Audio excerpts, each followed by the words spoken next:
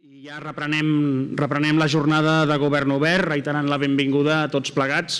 Com heu pogut veure, el programa, el que hem preparat és una jornada molt clarament dedicada a Govern Obert, a explicar què és i a debatre al voltant de la seva evolució. Per això les taules són molt nítides, molt clares, molt lligades a Govern Obert. Taula de transparència, taula de desobertes, taula de participació ciutadana i taula d'experiències diverses. Per tant, tot molt clarament enfocat aquí.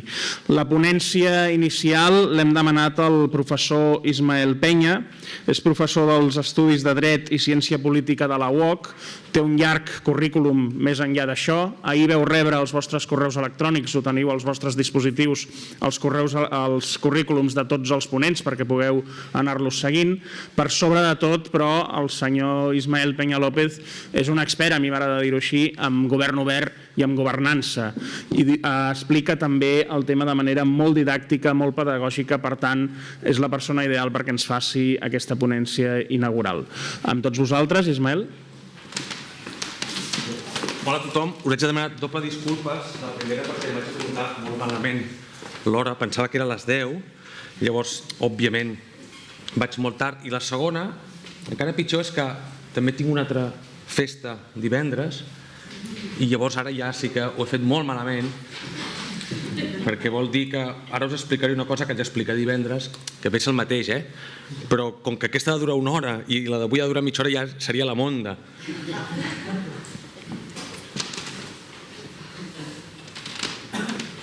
La veritat que ho sento molt, especialment l'organització, perquè sé que aquestes coses us faran anar molt malament.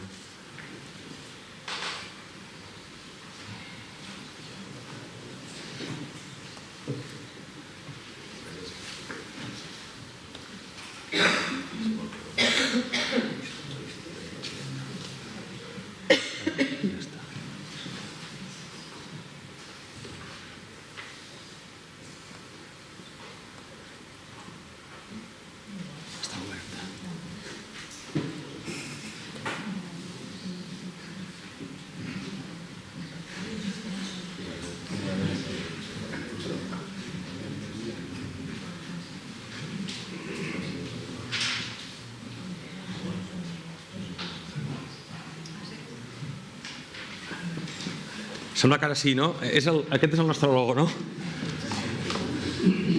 Vale. Pues som-hi. Perdoneu un altre cop. Igual ara començo una mica accelerat, és l'adrenalina.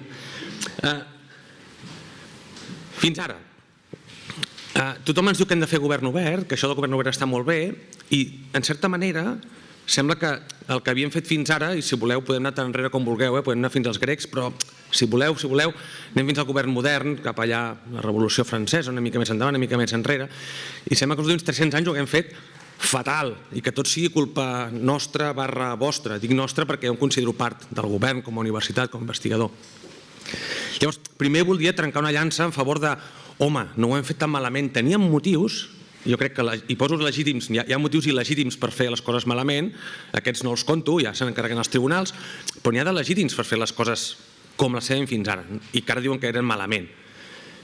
I la primera era aquesta, que accedir a la informació, que és una cosa que ara diuen, està tot tancat, no ens expliqueu res. Bueno, costa diners, i costa esforços, i costa recursos, i a mi sempre m'agrada dir que si haguessin d'imprimir el BOE cada dia, o cada dia que surt, que és més o menys cada dia, i enviar-lo als 47 milions d'espanyols, o si voleu, als 20 i pico milions que tenim dret a vot, haurien de començar a tancar hospitals i a tancar escoles. Llavors, quan diuen, és que no informeu, el que hem fet ha estat crear unes infraestructures d'intermediaris que ajudaven a informar la població a un cost eficient. Era el millor, era el pitjor? Mireu, els mitjans de comunicació era una bona eina perquè la ciutadania pogués accedir a la informació sense haver de tancar hospitals i escoles. I ho dic en sentit molt literal, haurien de tancar hospitals i escoles perquè sapiguéssim si la plutonassa de plutoni l'hem d'enterrar a 3 metres sota terra o a 20. I dius, mira, no em tanqueu l'hospital perquè la plutonassa de plutoni ja ho decidirà qui en sàpiga. L'altra qüestió era aquesta. Suposem que ens hem informat, coordinar-se. Coordinar-se vol dir deliberar entre nosaltres, debatre quines són les millors opcions, trobar quines són les millors opcions, pros i contres de cadascuna. De nou, aquest coordinar-se té un cost. Un cost vol dir, tornant a l'exemple de Madrid, poso l'exemple de Madrid perquè costa més diners que no passi posar l'exemple de Barcelona, però si haguessin d'anar els 20 i escaig milions de persones que tenim dret a vot, tots a Madrid cada dia a decidir coses, a part de la fortuna que ens deixem en peatges, ostres, aconseguir tenir un lloc, un congrés que n'hi caben 350, que n'hi caben 23 milions, té un cost brutal, per no parlar del torn de paraula, de que algú pren nota, tot això. Per tant, de nou, van dir, dotem-nos d'uns intermediaris, en aquest cas els partits polítics, els sindicats, els diputats, els parlaments, els congressos, els lobbies, les ONGs, tot aquest patibull, i el que fa és que sigui, insisteixo, més eficient i més eficaç coordinar-se i tenir els pros, els contres. I una última cosa, que és més enllà del cost directe de participar o de fer les coses d'aquesta manera, hi ha el cost d'oportunitat. Si jo, Ismael, haig d'anar tot el dia a Madrid a parlar d'això de la plutocritonasa de no sé què, si l'hem de reciclar o no, els meus fills es moren de gana perquè no tinc diners, no tinc per posar un plat a taula. Tot el dia que estic anant amunt i avall a Madrid no estic fent de profe, per la qual tinc la sort de cobrar un sou. I el mateix per la immensa majoria dels ciutadans. Amb la qual ja no és només el cost directe de participar, és que, ostres, el cost indirecte, aquest cost d'oportunitat, el cost que per mi té dedicar-me a les coses per les quals no cobro, té un cost brutal. Per tant, ostres, molt bé fins ara haver estat tan tancats. Això ha estat molt bé, amb el que teníem. Però això es basa en, com a mínim, 3 barreres que teníem fins ara. Una, escassetat dels inputs. Quan el coneixement el tenim tancat en paper i el tenim tancat en cervell, si voleu, cal accés físic en aquests inputs, no? En el BOE en paper. O el senyor científic que en sap de la criptoplutonasa, hem d'accedir a ell. Accedir a ell volia dir que o el truques per telèfon o has d'agafar el cotxe i anar a buscar-lo i que t'expliqui coses. I això, ostres, mentre les coses estaven així, els informes estaven en paper i el coneixement estava en cervells de persones, els inputs són escassos. Si hi ha un BOE no n'hi ha 2, i si hi ha una persona que en sap, no ho sé jo, si ho sap ell. L'altre d'aquests costos de transacció, que és el motiu pel qual tenim empreses, per exemple, com que és un merder posar els teixidors amb els que patronegen, amb els que filen, amb els que encaixen, amb els que fem una empresa, ho fem tot junt, i fem una gran factoria que entra per un lloc les ovelles i per l'altre costat surten les samarretes. Passa el mateix amb la democràcia. Ostres, coordinar tota aquesta gent té un cost brutal, sobretot per això, que tenim molta dificultat de comunicar-nos, de coordinar. I per últim, aquest és en negatiu, granularitat. Granularitat vol dir partir les tasques grosses en peces petites. Això ens és molt difícil, o ens era molt difícil. Per tant, aquesta falta de granularitat, perquè, ostres, partir-ho en trossets vol dir anar a les altres dues coses, fa que realment això funcioni així. I posem els intermediaris. Llavors, aquí funcionen fetent. Tenim uns intermediaris que sou, entenc, la majoria de vosaltres, que sóc jo en el cas de la universitat o de l'escola, que és el senyor del banc en el cas dels diners, que és el senyor de la discogràfica en el cas dels discos, és el senyor de l'empresa en el cas de les llanes i de les samarretes, i això ha funcionat molt bé fins ara. El problema és quan tenim la digitalització i, si no ve l'Erdogan i ens tanca internet, cosa que és un efecte, diguem, humà, no tècnic, això desapareix per sempre. En termes de coneixement, evidentment, el petroli i l'aigua i el menjar i les cases segueixen sent escasses, però en termes d'informació i de coneixement desapareix per sempre. Aquell BOE el copiem 1.000 milions de vegades, 7.000 milions, que en tingui un cada persona del món, i és gratis. Bé, em costa el disc dur, que l'FNAC val 20 euros, però és gratis, per sempre més, per sempre. Costos de transacció baixen, no diré que són gratis, però ara mateix podem muntar un tríptic amb un senyor de Kuala Lumpur que el maqueta, un altre que dissenya el logo a Canberra, un senyor de Reus que composa... No diré que és gratis, però els costos, compareu amb anar a Madrid, els 23 milions, són espectacularment molt més baixos. I la granularitat puja. És a dir, realment podem ara esmicolar les tasques amb coses molt petites, des de, i ara direu, això no val, sí val, des d'un m'agrada. Abans havia de muntar un partit per dir aquesta política m'agrada, ara no, ara vaig a Facebook i faig m'agrada. Això vol dir aquesta granularitat. I això és bo o dolent, després si voleu en parlem, però, ostres, ara puc participar a coses supermínimes, i no cal que siguin temes de política, Jo puc dir-li a Adidas per Twitter que aquell disseny m'agrada. Abans havia de fer un estudi de mercat i li costava una fortuna. Ara faig un m'agrada. Clar, això, la intermediació, aquí què? Encara té sentit? O ens inventem una cosa nova que sí que té sentit, perquè aquestes coses han canviat. Llavors, dues idees superbàsiques. Una, quan us diguin, ho heu fet bé, mira, xato, els últims 4.000 anys el món era d'una altra manera i ho hem fet bastant bé. Insisteixo, la part que els que ho hem fet bé fent-ho bé, els que han robat no, però els que han fet bé fent-ho bé, que són la immensa majoria, hi havia això. Per tant, no s'hi val ara dir els romans ja feien govern obert. No. Però dos, si admetem que això ha canviat, i això si voleu us dono bibliografia. Ara mateix a la meva bibliografia tinc 3.500 referències que més o menys recolzen aquesta idea que això ha canviat per sempre. Insisteixo, Erdogans al marge que sobreposadament posen unes barreres que no existeixen. Si admetem que això ha canviat, i jo crec que hauríem d'admetre-ho, hem d'admetre també que totes les institucions que es recolzaven en unes limitacions que ja no existeixen ni existiran mai més, potser que ens ho hem de pensar.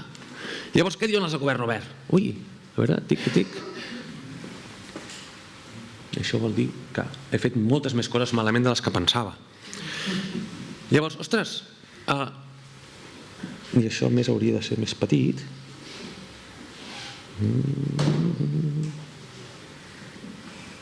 Ara. Llavors anem a veure com casen aquestes coses. Els inputs, ostres, si ja no tenim aquesta limitació tècnica, potser que podem ser transparents. Abans deia, no informem a la gent perquè ens costen hospitals i escoles. Com que ja no, ara ja podem ser transparents. I aquest és un dels fonaments principals del govern obert. Obrir-se. Obrir-se perquè la gent volia estar informada. El que no volien és que li xapessin l'escola o que li xapessin l'hospital, però la gent volia fer-ho. Passa que al final tries, entre estar informat i que em mori d'un constipat, mira, la informació ja m'ho explicaran demà. Però ara ja no. Per tant, un dels principals pilars, i no és de gratis, no ve de perquè sí, ve de, com que ja no són escassos, ostres, obrim-ho perquè és el que la gent vol. La gent vol dir la Constitució espanyola, la sobirania residien els espanyoles i els catalans també. Per tant, no és que la gent ara li ha donat per aquí, no, és que sempre ho hem reconegut com un dret fonamental per la participació ciutadana estar informat. Si aquests costos també baixen, no són zero però baixen, ostres, la participació, segon pilar del govern obert, hem d'interactuar amb el ciutadà. O, si voleu, al revés, el ciutadà ha d'interactuar amb l'administració. Això val per les dues bandes. I l'últim, si podem fer que la participació sigui petita i sigui vàlida en qualsevol moment, anem una mica més enllà de la participació i mirem que és una col·laboració. Col·laboració vol dir cogestió, per exemple. Després posaré exemples d'això, però la idea que no només t'escolto, que és una mica la participació, sinó fem, és el verb fer, acció, coses junts. Quantes coses, com que puc fer-ho petit i dir-te ara fes-me aquesta coseta o ara participem aquí, o els costos de coordinació són molt baixos, podem posar 1.000 persones juntes a fer una cosa junts. Llavors no només decidirem que jo t'escoltaré, sinó ho farem plegats. I és el tercer pilar, transparència, participació, col·laboració, també va en creixent, així o així, segons com vulgueu. Transparència és el mínim i la cogestió és el final. A diferents nivells de govern, a diferents estadis, a diferents polítiques, veurem que una cosa és més còmoda que l'altra o més adient fins i tot. Probablement temes de sanitat pública, probablement tindrem menys col·laboració que no pas en la gestió de, un centre cívic. Per què? Perquè hi ha motius que podem veure després. Dit això, molt bé, això, la teoria està molt bé, ser més transparents, ser molt més col·laboratius i fer moltes coses junts. I llavors dieu, però jo el dilluns, perquè entenc que la majoria sou càrrecs públics, jo el dilluns què? La transparència què? Què vol dir? Que haig d'agafar la meva nòmina i penjar-la a la web de l'Ajuntament? O col·laborar què vol dir? Que ara qualsevol arreplegat que passi pel passeig marítim quan jo passejo per Badalona, si soc de Badalona, ara l'haig d'escoltar just perquè sí? Doncs veiem en quins casos podem fer això i sobretot m'agradaria repassar què entenem per govern. La primera cosa que ens ve al cap sempre en temes de 2.0, el que sigui, és això. Anem a establir preferències i anem a votar tot vot electrònic. Això està molt bé. Aquesta part de la decisió final està molt bé. Però segurament li falta una petita part prèvia, i és que bueno, i què ha passat amb els diners? Què és el que hem fet? Aquesta és l'altra part que ens ve sempre al cap. Quan parlem de govern obert, de dades obertes i coses així, és anem a votar tots, no només els referèndums, sinó els petits referèndums cada dia, si la rajola ha d'anar del dret o del revés, anem a votar-ho també. I la segona qüestió és, i vaig a mirar si aquella rajola valia 3 cèntims més o menys, i és tota la part de transparència i rendició de comptes, etc. Per mi, i això és una valoració molt personal, aquestes dues parts són les menys importants de totes. I precisament ara venia sentint unes declaracions desafortunades d'un polític que ha fet declaracions desafortunades, no diré quin, i parlava de la seva interpretació sobre el 15M i el que demanava la gent, no? Quan parlem de 15M, en general, i dic 15M perquè avui estem vivint el post-15M, encara que de vegades ens ho tapem, però estem just, i govern obert és 15M a tope. Pensem en això, anem a votar-ho tot, electrònicament, sense sortir de casa, i anem a rendir comptes a tot, i ja està. Per mi la part més important és aquesta, segurament, la diagnosi. És a dir, què estem votant? Quin és el problema? Quin és l'anhel? Ara mateix ens hem acostumat, i interpreteu-me en el sentit que deia fa un moment, que ho hem fet molt bé, tot i que ara potser sembla que ho sigui sarcàsticament, però ens hem acostumat a que algú a dalt d'una torre d'ivori, sigui el Parlament, sigui la universitat, on sigui, decidia per mi. Ja he dit que hi havia motius bons per fer-ho, però també és veritat que algú allà, no sé on, a Madrid, a Barcelona, a la Seu d'Urgell, decidia per mi, a vegades amb més encert, de vegades amb menys encert. Amb més encert vol dir si estava ben connectat a terra, perquè tenia el partit ben articulat, perquè tenia unes bones bases, tenia unes bones ONGs al voltant, tenia gent que hi participava, diagnosticava bé. Si aquell partit feia temps que volava molt alt, o havia desconnectat de la població, del ciutadà, la diagnosi podia ser fallida. Podia ser que no, però podia ser-ho. Tenim ara unes eines que ens permeten que aquesta diagnosi sigui, com a mínim, més participada. Ja no dic més bona, ni més dolenta, ni més plural. Més participada.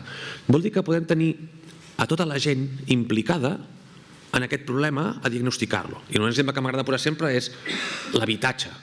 Diagnosi. Fan gent fora de casa seva. Cert, i segurament és el més greu. Però la diagnosi és que hi ha unes comunitats de veïns que veuen com després aquell pis queda buit i no paga la quota. Tenim uns bancs que han perdut uns interessos i uns ingressos i uns estalviadors que tenien els diners allà dintre que veuen que allò perilla perquè el banc no ha pogut cobrar la hipoteca. Que cadascú faci el judici de valor sobre cada punt. Jo intento dir que la diagnosi no és tan senzilla, no és unilateral. Llavors, ostres, ara podem, perquè tenim aquests costos de coordinació o informació més baixos, diagnosticar millor. Molt important, una cosa que els anglosaxons diuen anomenar i emmarcar, en anglès sempre queda millor, no? Naming and framing, però ells diuen això, posar-li el nom al problema és part del problema. El problema de l'habitatge no és el problema dels desnonaments, són dos problemes diferents, o el problema de la baixa rendibilitat del capital variable pels inversors a risc no és el mateix que el problema dels desnonaments, i en canvi estem parlant del mateix. Gent que desnonen perquè no paga hipoteques i algú es queda sense cobrar. Aquesta deliberació vol dir, anem a posar tothom en el problema, anem a definir-lo entre tots, que cadascú aporti a solucions diferents, que cadascú aporti els pros i contres a cada solució diferent, i després decidirem, negociant, quines són les prioritats, segons les escales de valors de cadascú, segons els costos d'aquestes diferents opcions, costos materials o immaterials o de temps, el que sigui, i anem a intentar formar una opinió sobre això.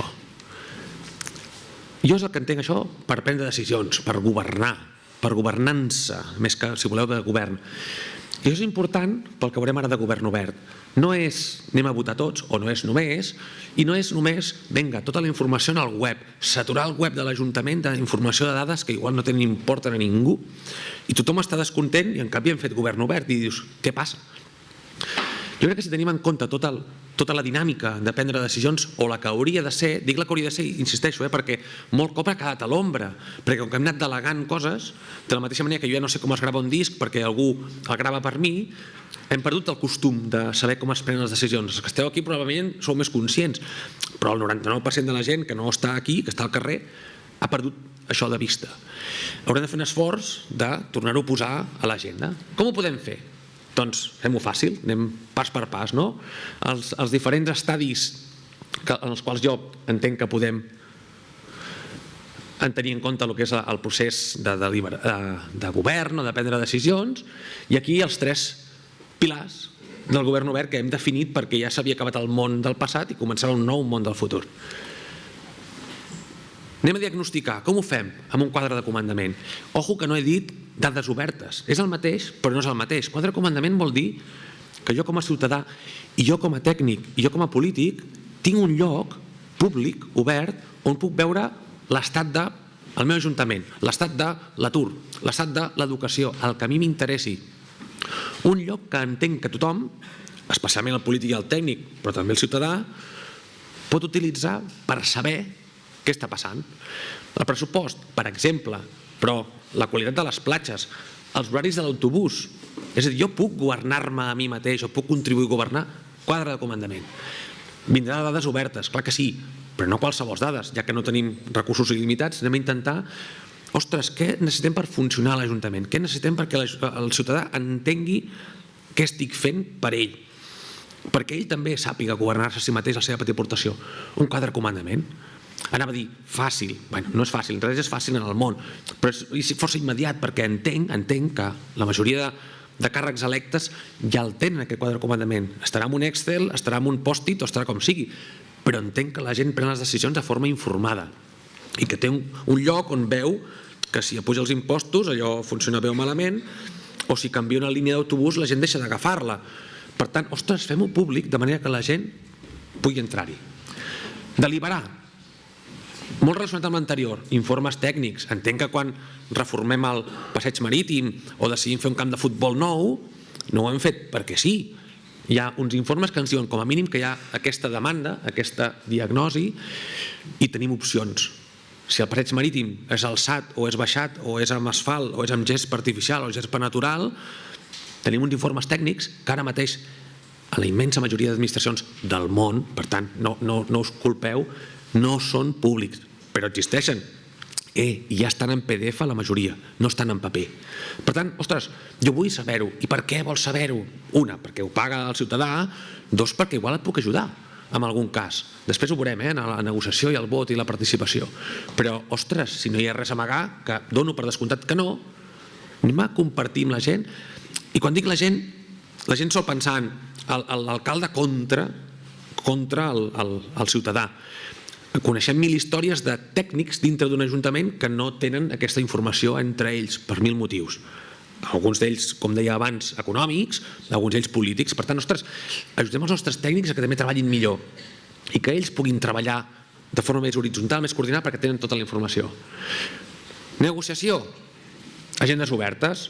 Jo vull saber amb qui es reuneix l'alcalde, però no per dir ai, s'ha reunit amb el senyor del cas Palau, que dolent. No, perquè vull saber si és un tema, per exemple, d'un corredor, d'una via que passa per una zona no urbana o no urbanitzable, si s'ha reunit a més amb les constructores, que ho han de fer i ho faran molt bé, si s'ha reunit amb la ONG del poble, que sap que allà els esquirols a l'hivern passen d'una banda a l'altra, i s'ha tingut en compte que ha de fer un foradet a sota la carretera perquè passin els esquirols, en lloc d'atropellar-los per tal de la carretera.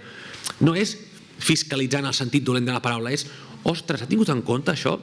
I si veig que no, i jo sóc sensible amb aquest tema, dic, ei, alcalde o regidor o tècnic, truca'm o truco jo, quedem, perquè t'haig d'explicar una cosa que crec que no has tingut en compte. Insisteixo, parlo sempre des de la bona fe, perquè crec que la gent que està en política en general està tothom de bona fe. Llavors, ostres, obro l'agenda, explico què estic fent, perquè la gent em digui, ei, aquí potser que no, o aquí potser que sí. També hi ha una altra qüestió important, malgrat que hi ha rivalitats entre polítics, com que tots volem que l'Ajuntament funcioni, és important que el que vingui després pugui saber què ha passat. És important saber que si cau una bomba atòmica en l'Ajuntament, qui vingui just el dia de l'endemà, que no hagi de començar de zero. Llavors, ostres, expliquem què fem, no? El vot.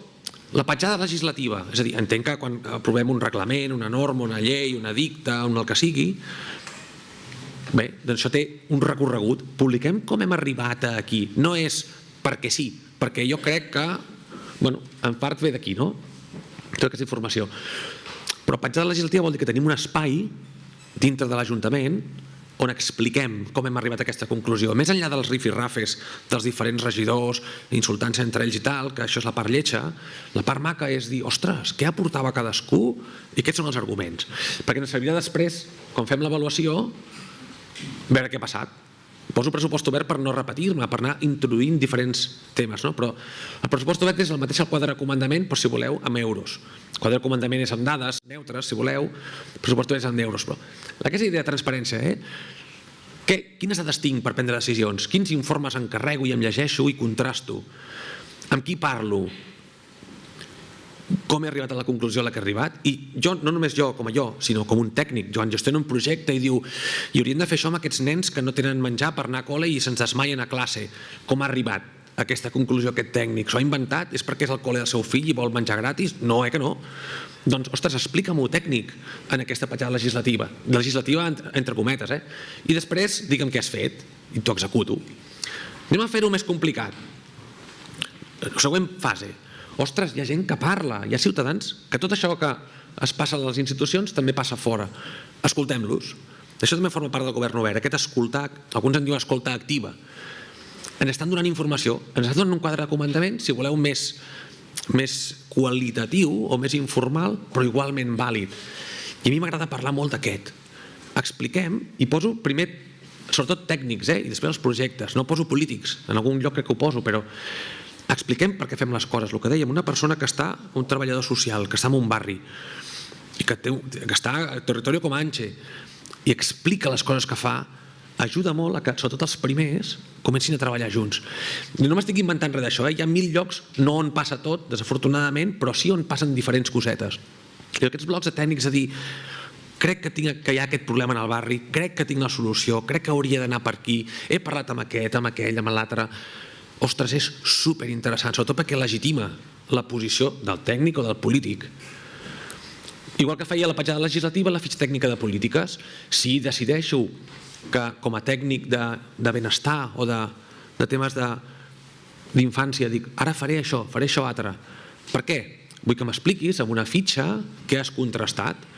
És que un cas bèstia, va haver-hi un cas a Leeds fa una setmana, un mes o dos, on explicaven que noies no anaven a escola perquè els hi venia la regla i no tenien diners per pagar-se els tampons.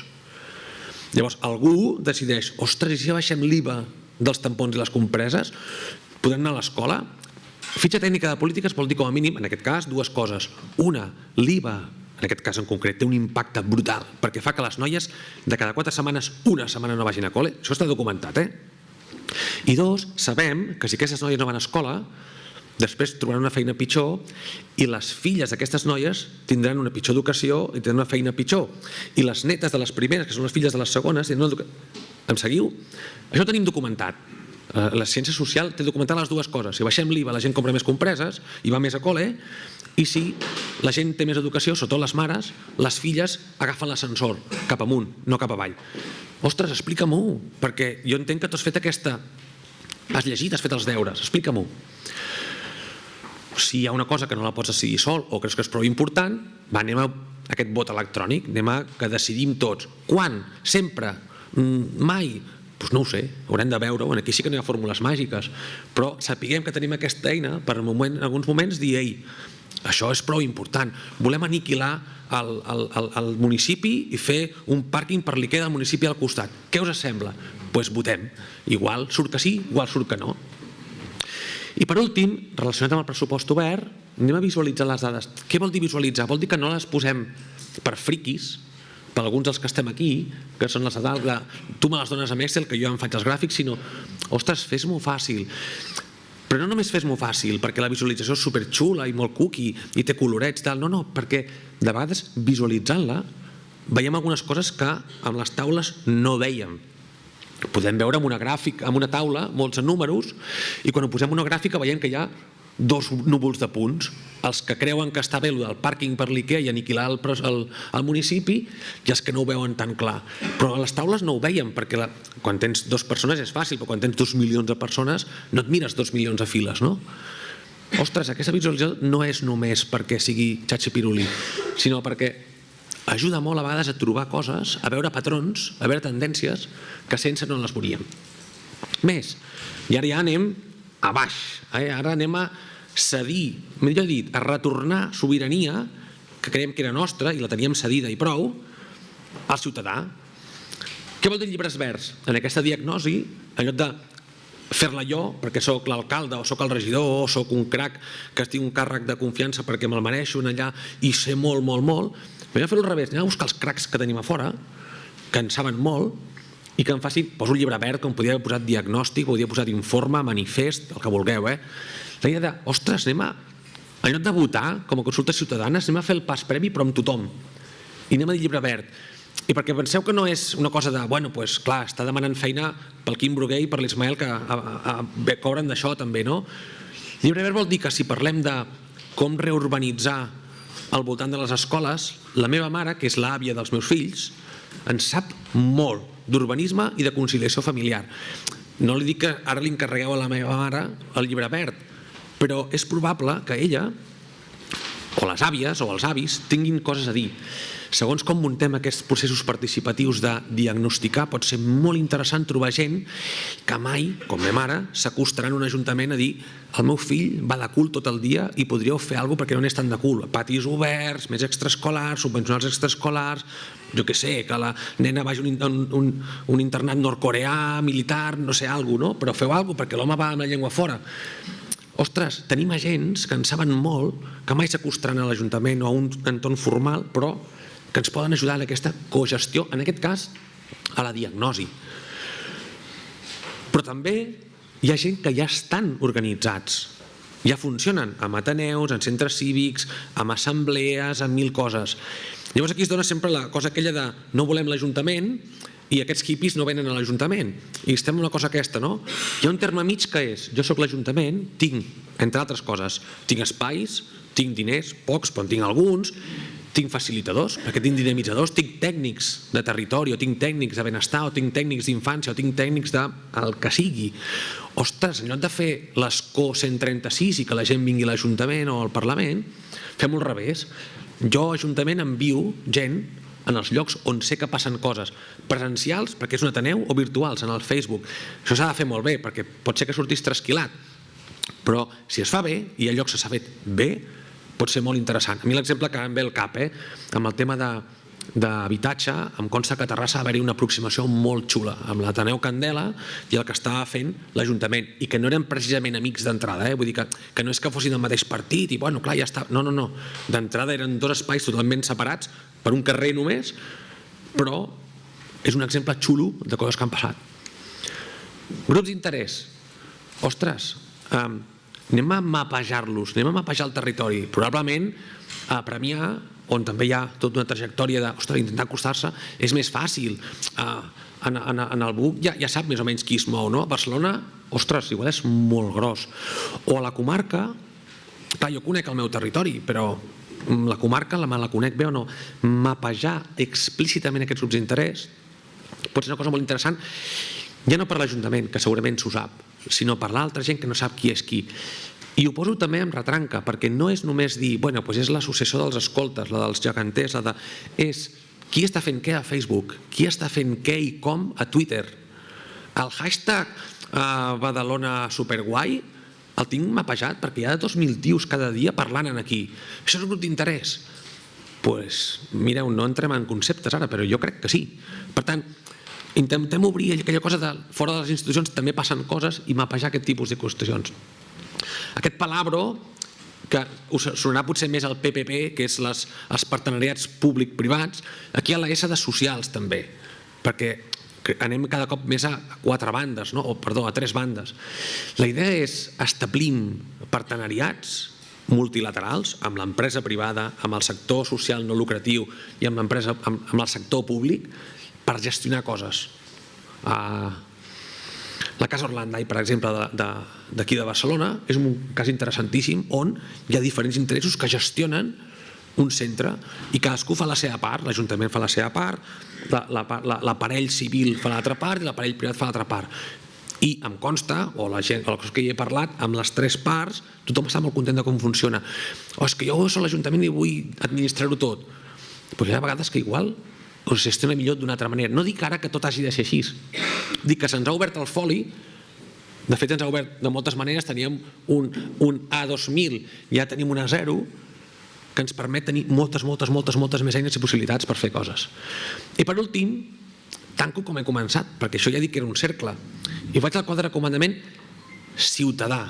Hi ha gent que recull dades, hi ha gent que explica coses, no com a blogs, sinó gent que realment mostra coses. La Fundació Civio, en el cas d'Espanya, és la més brutal. Si no coneixeu la Fundació Civio, teniu una carència a les vostres vides espectacular.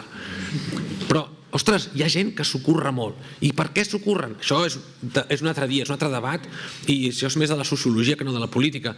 Però hi ha gent que ho fa perquè li interessa, perquè li agrada, perquè li afecta. Hi ha gent que publica aquests quadres de comandament. Les coses van bé, les coses van malament, les coses van regular. I estan, entre cometes, avaluant el que està passant. Ostres, hem de conèixer-ho. Conèixer-ho vol dir incorporar-ho a la nostra reflexió. A vegades no cal fer un informe tècnic si ja tenim aquell quadre de comandament. Com diu aquesta ONG, i crec que ho diu molt bé, i m'ho quedo. M'ho quedo vol dir que no m'ho apropio, sinó que ho incorporo, que són dues paraules molt diferents. Jo us ho deixo aquí.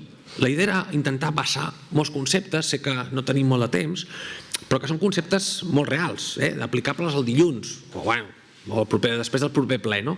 Però que són realment coses molt petites, però molt, molt potents, i que una sola, un bloc, el bloc de l'alcalde, el bloc del tècnic, sembla una tonteria. Però quan ho veus en conjunt i ho encaixes, funciona molt bé. La gent ho està esperant, la gent té ganes, us ajuda molt a vosaltres, us legitima molt, us treu feina, això vagi per davant. Llavors, ostres, jo crec que tenim ara aquesta oportunitat de repensar les institucions, repensar el paper del ciutadà, i jo crec que fer-ho tot en l'interès del municipi, que crec que és el que estem tots aquí. Us ho deixo penjat, suposo que el Carles us ho compartirà. Si teniu preguntes, dubtes, increpacions, també s'accepten. Gràcies.